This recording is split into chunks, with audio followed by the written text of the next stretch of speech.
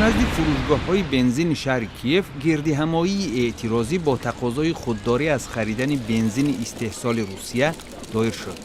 سازمان اتپار که این جمع آمد را تشکیل کرده است تاکید می‌کند که درآمد از فروش بنزین از نقطه نظر مالی به تجاوز روسیه به خاک اوکراین کمک می‌رسد.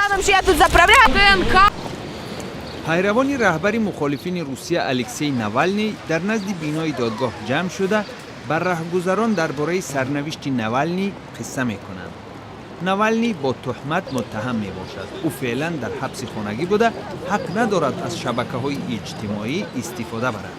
نوالنی میگوید همه پرونده‌های جنایی که در ارتباط با فعالیت‌های او باز شده اند هدف سیاسی دارند.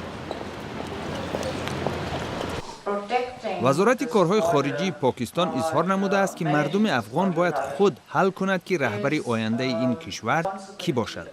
نماینده وزارت کارهای خارجی پاکستان میگوید صرف نظر از نتیجه انتخابات پاکستان جانبدار تحکیم روابط با افغانستان است. در ولایت اوش قرقیزستان سرشمار ماران زیاد شده باعث توقف درس‌ها در یک مکتب گردیده است. دانشمندان اکادمی علوم قرقیزستان سبب افزایش سرشمار ماران و پیامد این پدیده را تحقیق دارند.